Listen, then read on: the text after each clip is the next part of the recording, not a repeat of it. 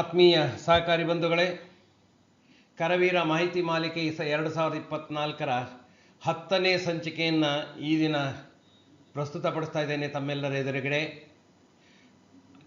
ಇಲ್ಲಿಗೆ ಇವತ್ತಿನ ಸೆಷನ್ನಿಗೆ ಆಗಮಿಸಿರುವಂತಹ ಎಲ್ಲ ಸಹಕಾರಿ ಬಂಧುಗಳಿಗೆ ಸ್ವಾಗತವನ್ನು ಕೋರ್ತಾ, ಸಹಕಾರ ಸಂಸ್ಥೆಗಳಲ್ಲಿ ಸಭೆಗಳ ನಿರ್ವಹಣೆ ಈ ವಿಚಾರವಾಗಿ ಭಾಗ 1ರಲ್ಲಿ ಸಭೆಗಳು ಅಂದ್ರೇನು, ಅದರ ಪ್ರಮುಖವಾದಂಥ ಅಂಶಗಳೇನು ಅನ್ನೋದನ್ನು ನಾವು ತಿಳ್ಕೊಂಡಿದ್ವಿ. ಭಾಗ 2 ಮುಂದುವರೆದ ಭಾಗವಾಗಿ ಕೆಲವೊಂದು ಸಭೆಗಳ ರೀತಿ ನೀತಿಗಳು, ವಿಧಿವಿಧಾನಗಳು, ವಿಧಿ ನಿಷೇಧಗಳನ್ನೆಲ್ಲ ತಿಳ್ಕೊಂಡಿದ್ವಿ. ಹಾಗೆ ಅದರ ಮುಂದುವರೆದ ಭಾಗವಾಗಿ ಆಡಳಿತ ಮಂಡಳಿಯ ಸಭೆಗಳು. ತಮ್ಮೆಲ್ಲರ ಮಾಹಿತಿಗಾಗಿ ಒಂದು ವಿಷಯವನ್ನು ಹೇಳ್ತೇನೆ. ಸಹಕಾರಿ ಸಂಸ್ಥೆಗಳ ಸಭೆಗಳ ನಿರ್ವಹಣೆ 7 ಭಾಗಗಳಲ್ಲಿ ಪ್ರಸ್ತುತಪಡಿಸ್ತಾ ಇದ್ದೇನೆ. ಇನ್ನೂ 4 ಭಾಗಗಳು ಮುಂದಿನ ಕಂತುಗಳಲ್ಲಿ ಬರ್ತಾ ಇದೆ.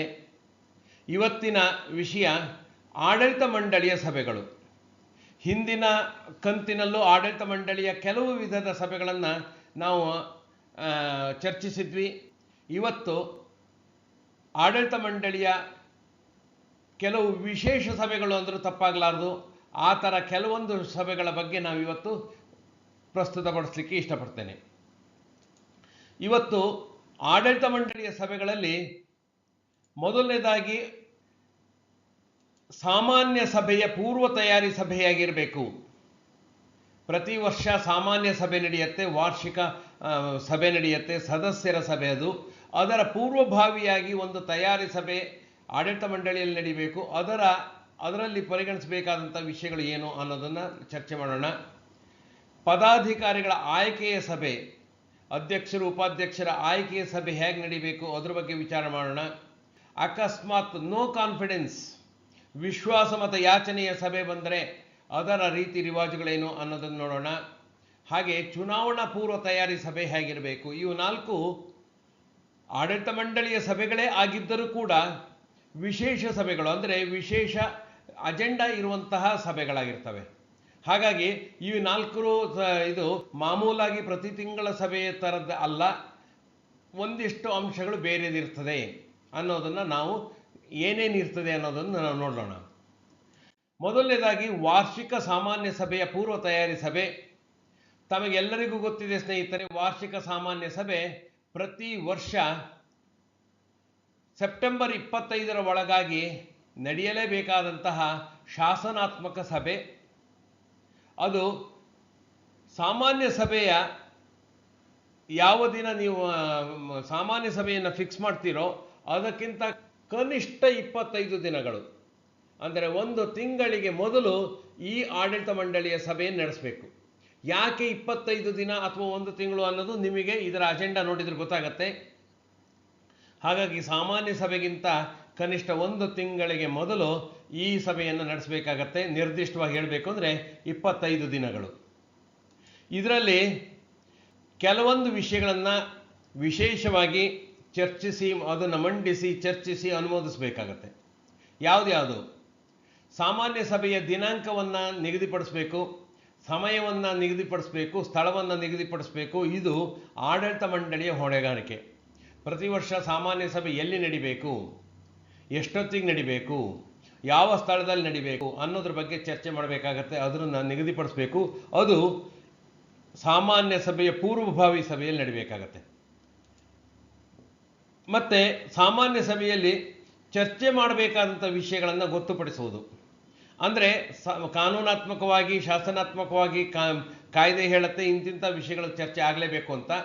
ಅದರ ಜೊತೆಯಲ್ಲಿ ಆಡಳಿತ ಮಂಡಳಿಯಲ್ಲಿ ತೀರ್ಮಾನಿಸಿದಂತಹ ಕೆಲವೊಂದು ಚರ್ಚೆಗಳನ್ನು ಸಾಮಾನ್ಯ ಸಭೆಯಲ್ಲಿ ಅನುಮೋದಿಸ್ಕೊಳ್ಬೇಕಾಗತ್ತೆ. ಸಾಮಾನ್ಯ ಸಭೆಯ ಮುಂದಿಟ್ಟು ಕೆಲವೊಂದು ವಿಷಯಗಳನ್ನು ಚರ್ಚಿಸಿ ಅನುಮೋದಿಸ್ಕೊಳ್ಬೇಕಾಗತ್ತೆ. ಅಂತಹ ವಿಷಯಗಳೇನಾದ್ರು ಇದ್ದರೂ ನಾವು ಅದನ್ನು ಇಲ್ಲಿ ಇವತ್ತು ಗೊತ್ತುಪಡಿಸಬೇಕು. ಉದಾಹರಣೆಗೆ ಒಂದು ಹೊಸ ಶಾಖೆಯನ್ನು ಮಾಡುವಂಥದ್ದು, ಅಥವಾ ಒಂದು ಆಸ್ತಿಯನ್ನು ಖರೀದಿ ಮಾಡುವಂಥದ್ದು, ಅಥವಾ ಒಂದು ಶಾಖೆಯನ್ನು ಮುಚ್ಚುವಂಥದ್ದು, ಅಥವಾ ಯಾವುದೇ ಒಂದು ಸಾಲಗಾರರಿಗೆ ಸಾಲ ಮನ್ನಾ, ಬಡ್ಡಿ ಮನ್ನಾ ಯೋಜನೆಗಳನ್ನು ಜಾರಿಗೊಳಿಸುವಂಥದ್ದು, OTS ಮಾಡುವಂಥದ್ದು, ಒನ್ ಟೈಮ್ ಸೆಟಲ್ಮೆಂಟ್. ಈ ರೀತಿ ಅನೇಕ ವಿಶೇಷ ವಿಷಯಗಳಿದ್ದರೆ ಸಾಮಾನ್ಯ ಸಭೆಯಲ್ಲಿ ಚರ್ಚಿಸಲೇಬೇಕಾದ ಶಾಸನಾತ್ಮಕ ವಿಚಾರಗಳ ಜೊತೆಯಲ್ಲಿ ಸಾಮಾನ್ಯ ಸಭೆಯ ಒಪ್ಪಿಗೆ ಇಲ್ಲದೆ ಜಾರಿಗೊಳಿಸಲಾರದಂತಹ ಕೆಲವೊಂದು ವಿಷಯಗಳಿರ್ತವೆ. ಅಂತಹದ್ದನ್ನು ಯಾವ್ದ್ಯಾವ್ದಿದೆ, ಈ ವರ್ಷಕ್ಕೆ ಯಾವ್ದ್ಯಾವ್ದಿದೆ, ಶತಮಾನೋತ್ಸವ ಸಂಭ್ರಮವನ್ನು ಆಚರಿಸಬೇಕು, ಹೇಗೆ ಆಚರಿಸಬೇಕು, ಎಲ್ಲಿ ಆಚರಿಸೋಣ, ಯಾವಾಗ ಆಚರಿಸೋಣ, ಅಂದರೆ ಸಹಕಾರಿಗೆ ಸಂಬಂಧಪಟ್ಟಂತಹ ಗಂಭೀರವಾದ ವಿಷಯಗಳನ್ನು ತಗೊಳ್ಳುವಂತಹ ವಿಚಾರವಾಗಿದ್ದರೆ ಅದನ್ನು ಆ ವಿಷಯಗಳನ್ನು ಇಲ್ಲಿ ಗೊತ್ತುಪಡಿಸಬೇಕು. ಅಂತಹ ವಿಚಾರಗಳನ್ನು ಗೊತ್ತುಪಡಿಸುವಂಥದ್ದು. ಮತ್ತು ಲೆಕ್ಕ ಪರಿಶೋಧಕರಿಂದ ಏನು ಲೆಕ್ಕ ಪರಿಶೋಧನಾ ವರದಿ ಬರುತ್ತೆ ಅದನ್ನು ಪರಿಶೀಲನೆ ಮಾಡಬೇಕಾಗತ್ತೆ. ಅಂತಿಮವಾಗಿ ಲೆಕ್ಕ ಪರಿಶೋಧಕರು ನಿಮಗೆ ಲೆಕ್ಕ ಪರಿಶೋಧನಾ ವರದಿಯನ್ನು ಕೊಟ್ಟಿರ್ತಾರೆ, ಅದನ್ನು ಪರಿಶೀಲನೆ ಮಾಡಬೇಕು, ಅದನ್ನು ಈ ಸಭೆಯಲ್ಲಿ ಆಗಬೇಕು. ಆಮೇಲೆ ಅಂತಹ ಲೆಕ್ಕ ಪರಿಶೋಧನಾ ವರದಿ ಮೇಲೆ ಅವರು ಕಾಣಿಸಿದಂತಹ ನ್ಯೂನತೆಗಳನ್ನು ಪಟ್ಟಿ ಮಾಡಿಕೊಂಡು ಅದಕ್ಕೆ ಒಂದು ಅನುಪಾಲನಾ ವರದಿಯನ್ನು ತಯಾರಿ ಮಾಡಬೇಕಾಗತ್ತೆ. ಆ ಅನುಪಾಲನಾ ವರದಿಯನ್ನು ತಯಾರಿ ಮಾಡಿ ಆ ಕರಡನ್ನು ಈ ಸಭೆಯಲ್ಲಿ ಇಟ್ಟು ಇದನ್ನು ನಾವು ಜನರಲ್ ಬಾಡಿಯಲ್ಲಿ ಇಡ್ತೀವಿ ಅಂತ ನೀವು ಪ್ರಸ್ತುತಪಡಿಸಬೇಕಾಗತ್ತೆ. ಅಂತಹ ಅನುಪಾಲನಾ ವರದಿಯನ್ನು ತಯಾರಿಸಿ ಮಂಡಿಸಬೇಕು. ಅದು ಕೂಡ ಈ ಸಾಮಾನ್ಯ ಸಭೆಯ ಪೂರ್ವಭಾವಿ ಸಭೆಯಲ್ಲಿ ನಡೆಯುವಂಥದ್ದು. ಸೊ ಇಲ್ಲಿ ಸಾಮಾನ್ಯ ಸಭೆಯ ಪೂರ್ವ ತಯಾರಿ ಮಂಡಳಿ ಸಭೆ 1 ಅಂತ ಹಾಕಿದ್ದೀನಿ, ತಾವು ಗಮನಿಸಿರ್ಬೋದು. ಯಾಕೆಂದರೆ 2 ಸಭೆಗಳನ್ನು ಪೂರ್ವಭಾವಿ ಸಭೆಯಾಗಿ ನಾವು ಮಾಡ್ತೀವಿ. ಇದು ಸುಮಾರು 25 ದಿನಗಳ ಮೊದಲು ನಡೆಯುವಂತಹ ಮೊದಲನೇ ಸಭೆ. ಇನ್ನೊಂದು ಸಭೆ ಸಾಮಾನ್ಯ ಸಭೆಗೆ ಅಲ್ಪ ಇದಿರುವಂಥ ಸಭೆಗಳು.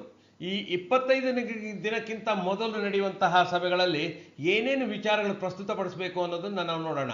ಅದು ಆಯಾ ವಿಚಾರಗಳಿದ್ದರೆ ಪ್ರಸ್ತುತಪಡಿಸ್ಕೊಳ್ಬೇಕಾಗತ್ತೆ.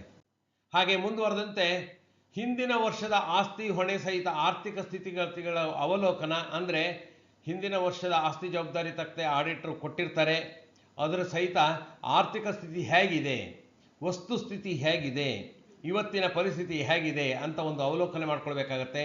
ಮತ್ತು ಆಡಳಿತ ವರದಿಯನ್ನು ನಾವು ಸಾಮಾನ್ಯ ಸಭೆಯಲ್ಲಿ ಮಂಡಿಸಬೇಕು. ಅದನ್ನು ತಯಾರಿಸಿ ಅದನ್ನು ನಾವು ಕರಡು ಪ್ರತಿಯನ್ನು ತಯಾರಿಸಿ ಮಂಡಿಸ್ಕೊಳ್ಬೇಕು. ಆ ಕರಡು ಪ್ರತಿಯನ್ನು ಅನುಮೋದನೆ ಮಾಡ್ಕೊಳ್ಬೇಕಾಗತ್ತೆ. ಹಾಗೆ ಹಿಂದಿನ ವರ್ಷದ ವಾರ್ಷಿಕ ಸಭೆಯ ಚರ್ಚೆಯ ಅಂಶಗಳು, ಹಿಂದಿನ ವರ್ಷದಲ್ಲಿ ವಾರ್ಷಿಕ ಸಭೆಯಲ್ಲಿ ಅಧ್ಯಕ್ಷರ ಅಪ್ಪಣೆ ಮೇರೆಗೆ ಬರುವ ವಿಚಾರಗಳು ಇರ್ಬೋದು, ಅಥವಾ ಕೆಲವೊಂದು ವಿಷಯಗಳ ಮೇಲೆ ಚರ್ಚೆ ಆಗಿರ್ಬೋದು, ಅದನ್ನು ನಾವು ಪಾಲಿಸ್ತೀವಿ ಅಂತೇಳಿ ಹೇಳಿರ್ಬೋದು, ಹೀಗೀಗೆ ನಾವು ಮಾಡ್ತೀವಿ, ಕ್ರಮ ತಗೊಳ್ತೀವಿ ಅಂತ ಹೇಳಿರ್ಬೋದು. ಅಂಥದ್ದು ಯಾವ್ದ್ಯಾವ್ದು ಪಾಲನೆ ಆಗಿದೆ, ಅದರಲ್ಲಿ ಯಾವ್ದ್ಯಾವ್ದು ಪಾಲನೆ ಆಗಿಲ್ಲ, ಪಾಲನೆ ಆಗದೇ ಇರಲಿಕ್ಕೆ ಸೂಕ್ತ ಸಮಜಾಯಿಷಿ ಏನು, ಯಾರಾದರೂ ಹಿಂದಿನ ವರ್ಷ ಅಧ್ಯಕ್ಷರೇ ನೀವು ಇಂತಿಂಥ ತೀರ್ಮಾನ ತಗೊಂಡಿದ್ರಿ, ಅದನ್ನು ಯಾವ ರೀತಿ ಜಾರಿಗೊಳಿಸಿದ್ದೀರಿ, ನಮ್ಮ ಮಾಹಿತಿ ನೀಡಿ ಅಂತ ಹೇಳಿದರೆ ಅದು ನಮ್ಗೆ ಗೊತ್ತಿಲ್ಲ ಅನ್ನೋ ಪರಿಸ್ಥಿತಿ ಇರಬಾರ್ದು. ಅದಕ್ಕೆ ನಾವು ನೋಡ್ಕೊಳ್ಬೇಕಾಗತ್ತೆ. ಅದಕ್ಕೋಸ್ಕರ ಪಾಲನೆ ಆಗಿರುವಂಥದ್ದು ಯಾವ್ದ್ಯಾವುದು, ಪಾಲನೆ ಆಗದೇ ಇರುವಂಥದ್ದು ಯಾವ್ದ್ಯಾವುದು, ಪಾಲನೆ ಆಗದೇ ಇರಲಿಕ್ಕೆ ಕಾರಣ ಏನು, ಸಮಜಾಯಿಷಿಗಳು ಯಾವುದೋ ಒಂದು ತೊಡಕು ಇರ್ಬೋದು, ಯಾವುದೋ ಒಂದು ಕಾರಣ ಇರ್ಬೋದು. ಆ ಥರ ಕಾರಣಗಳು ಏನು ಅನ್ನೋದನ್ನು ಈಗ ಈ ಸಭೆಯಲ್ಲಿ ನಾವು ಚರ್ಚೆ ಮಾಡಿ ತೀರ್ಮಾನ ಮಾಡ್ಕೊಳ್ಬೇಕಾಗತ್ತೆ. ಅಕಸ್ಮಾತ್ ಸಂಸ್ಥೆ ಲಾಭ ಹೊಂದಿದ್ರೆ, ಲೆಕ್ಕ ಪರಿಶೋಧನಾ ವರದಿಯಲ್ಲಿ ನಮಗೆ ಇಷ್ಟು ಲಾಭ ಅಂತೇಳಿ ತೋರಿಸಿದ್ದಾರೆ, ಆ ಲಾಭವನ್ನು ವಿಂಗಡಣೆ ಮಾಡಬೇಕು. ಪ್ರಾಫಿಟನ್ನು ನಾವು ಅಪ್ರಾಪ್ರಿಯೇಷನ್ ಮಾಡಬೇಕು. ಆ ಪ್ರಾಫಿಟ್ ಅಪ್ರಾಪ್ರಿಯೇಷನ್ ಮಾಡಲಿಕ್ಕೆ ಕರಡನ್ನು ತಯಾರಿಸುವಂಥದ್ದು. ಕರಡು ತಯಾರಿಸುವುದಂದರೆ ಕಾನೂನಿನ ಪ್ರಕಾರ ಇಂತಿಂಥದ್ದಕ್ಕೆ ಇಷ್ಟಿಷ್ಟು ಹೋಗಬೇಕು ಅಂತಿದೆ. 25%, ಸಾಮಾನ್ಯ ಮೀಸಲು ನಿಧಿ 10%, ಏನೇನು ನಿಧಿಗೆ ಕಾನೂನು ಹೇಳುತ್ತೋ ಅದಷ್ಟು ಅದೇ ಥರ ಕೊಟ್ಟು ನಂತರ ಉಳಿಯುವಂಥ ಹಣದಲ್ಲಿ ನಿಮಗೆ ಸಾಮಾನ್ಯ ಸಭೆ ಒಪ್ಪಿಗೆಗಾಗಿರುವಂಥದ್ದು ಒಂದು ನೌಕರರಿಗೆ ಬೋನಸ್ ಕೊಡುವಂಥದ್ದು ಇರ್ಬೋದು, ಅಥವಾ ಡಿವಿಡೆಂಡ್ ಕೊಡುವಂಥದ್ದು ಇರ್ಬೋದು. ಈ ರೀತಿಯ ವಿಚಾರಗಳನ್ನು ನಾವು ಪ್ರಸ್ತಾಪ ಮಾಡ್ತೀವಿ, ಅವರು ಒಪ್ತಾರೆ, ಅಥವಾ ಅವರು ಅದನ್ನು ತಿದ್ದುಪಡಿ ಮಾಡಿ ಒಪ್ತಾರೆ. ಆ ರೀತಿ ಆ ಕರಡು ಪ್ರತಿಯನ್ನು ನಾವು ತಯಾರಿಸಬೇಕಾಗತ್ತೆ. ಹಾಗೆ ಹಿಂದಿನ ವರ್ಷ ಸಾಮಾನ್ಯ ಸಭೆಯಲ್ಲಿ ನಮಗೆ ಒಪ್ಪಿಗೆ ಸಿಗಿರುವಂಥ ಬಜೆಟ್ ಇದೆಯಲ್ಲ, ಆ ಬಜೆಟ್ನಲ್ಲಿ ನಾವು ಖರ್ಚು ಮಾಡಿದ್ದೀವಿ. ಆದರೆ ಕೆಲವೊಂದು ಬಾಬ್ತುಗಳಲ್ಲಿ ಹೆಚ್ಚು ಕಡಿಮೆ ಆಗಿದೆ. ಯಾವುದ್ಯಾವುದು ಹೆಚ್ಚಿಗೆ ಆಗಿದೆಯೋ ಅದಕ್ಕೆ ಮತ್ತೊಂದು ಅನುಮೋದನೆ ಬೇಕಾಗತ್ತೆ ನಮಗೆ.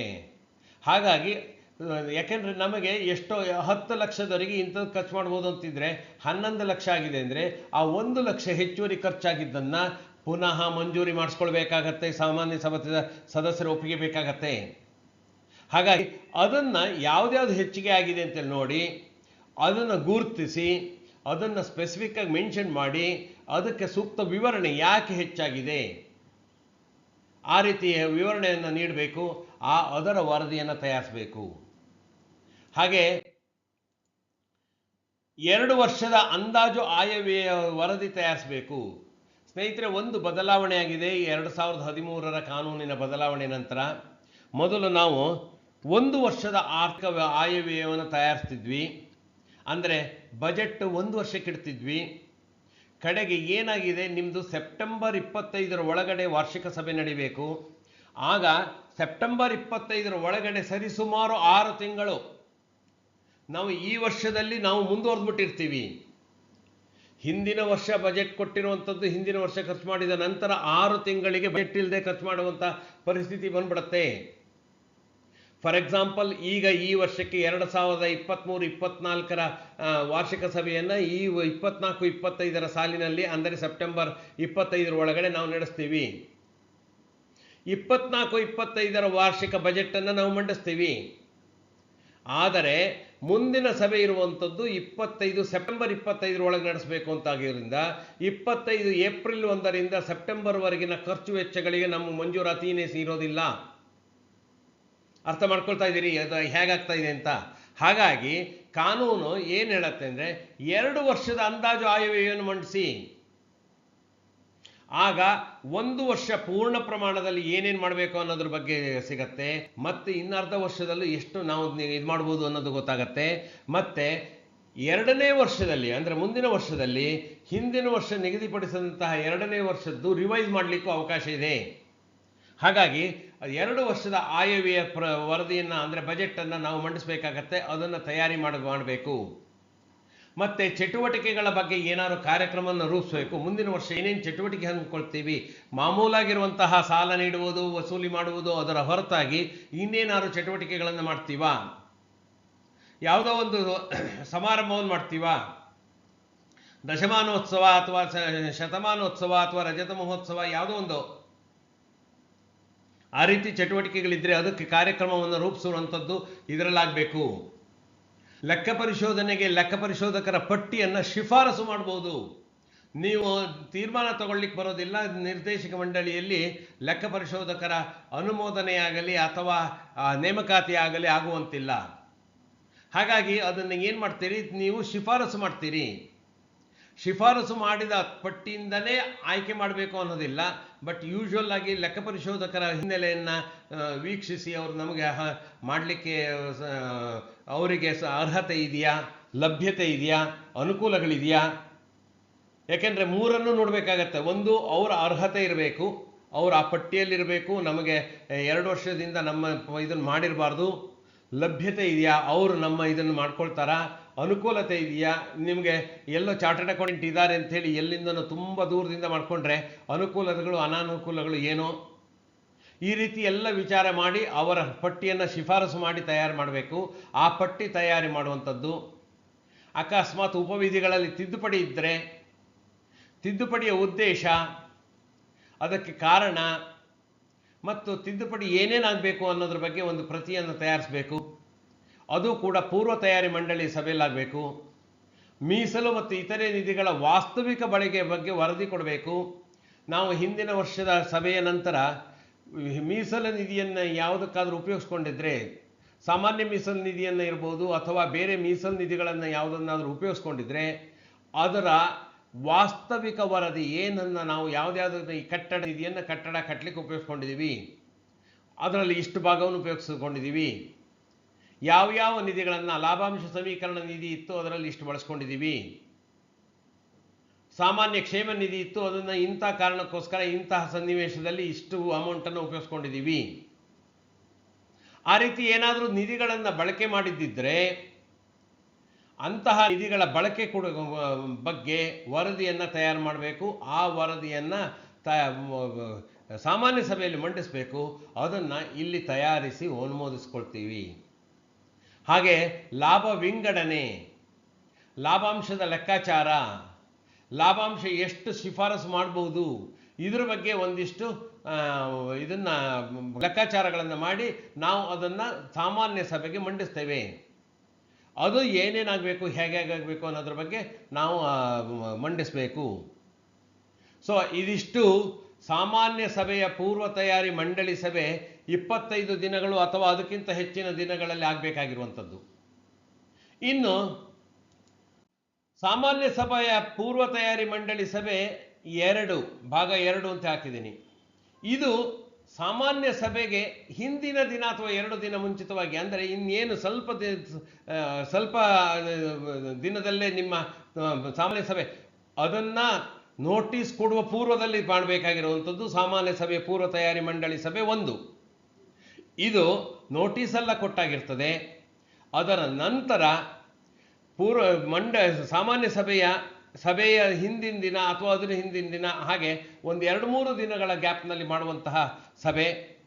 ಇದರಲ್ಲಿ ಕೆಲವೊಂದು ವಿಶೇಷವಾಗಿ ಚರ್ಚಿಸಿ ಅನುಮೋದಿಸ್ಕೊಳ್ಬೇಕಾಗತ್ತೆ. ಏನು, ಸಾಮಾನ್ಯ ಸಭೆಯ ಸೂಚನಾ ಪತ್ರ ಎಲ್ಲರಿಗೂ ತಲುಪಿದೆಯಾ ಅನ್ನೋದ್ರ ಬಗ್ಗೆ ವೀಕ್ಷಣೆ ಮಾಡ್ಕೊಳ್ಬೇಕು, ತಲುಪಿದೆಯಾ ನೋಡ್ಕೊಳ್ಬೇಕು. ಯಾಕೆಂದರೆ ಅನೇಕ ಬಾರಿ ನಮಗೆ ಸೂಚನಾ ಪತ್ರವಾಗಿ ತಲುಪಿಲ್ಲ ಅನ್ನೋ ಕಂಪ್ಲೇಂಟ್ ಬರುತ್ತೆ. ಅದಕ್ಕೆ ಒಂದು ಸಾರಿ ಇದ್ರ ಬಗ್ಗೆ ಒಂದಿಷ್ಟು ಚರ್ಚೆ ಮಾಡಬೇಕು. ಆಮೇಲೆ ಸಾಮಾನ್ಯ ಸಭೆಯಲ್ಲಿ ನಡೆಸಲಿಕ್ಕೆ ಅಂತಿಮ ತಯಾರಿ, ಅಲ್ಲಿ ವೇದಿಕೆಯನ್ನು ಹೇಗೆ ಮಾಡಬೇಕು, ಈ ವೇದಿಕೆ ಮೇಲೆ ಎಷ್ಟು ಜನ ಕೂರಬೇಕು, ಆಮೇಲೆ ನಿರ್ದೇಶಕರೆಲ್ಲರೂ ಕೂತ್ಕೊಳ್ಬೇಕಾ, ಯಾರ್ಯಾರಿಗೆ ಯಾವ್ಯಾವ ಜವಾಬ್ದಾರಿ ಹೊರಿಸಬೇಕು, ಯಾರ್ಯಾರು ಭಾಷಣ ಮಾಡಬೇಕು, ಅಥವಾ ಯಾರ್ಯಾರು ವಂದನಾರ್ಪಣೆ ಮಾಡೋರು ಯಾರು, ಅಥವಾ ಸ್ವಾಗತ, ಈ ರೀತಿಯ ಏನು ಪ್ರೋಟೋಕಾಲ್ ಇದೆ, ಒಂದು ಇದನ್ನ ನಡೆಸುವಂಥದ್ದು ಕ್ರಮಗಳೇನಿದೆ ಅದ್ರ ಬಗ್ಗೆ ಕೆಲವೊಂದು ನಿರ್ಣಯಗಳನ್ನು ಮಾಡ್ಕೊಳ್ಬೇಕಾಗತ್ತೆ. ಆ ಅಂತಿಮ ತಯಾರಿ ಊಟೋಪಚಾರದ ಬಗ್ಗೆ ಇರ್ಬೋದು, ಶಾಮಿಯಾನ ಕುರ್ಚಿ ಬಗ್ಗೆ ಇರ್ಬೋದು, ಈ ರೀತಿ ಅನೇಕ ವಿಚಾರಗಳನ್ನು ನಾವು ಚರ್ಚೆ ಮಾಡಿ ಅಲ್ಲಿ ತೀರ್ಮಾನ ತಗೊಳ್ಬೇಕಾಗತ್ತೆ. ಅಂತಹ ತೀರ್ಮಾನಗಳನ್ನು ಮಾಡ್ಕೊಳ್ಬೇಕಾಗತ್ತೆ.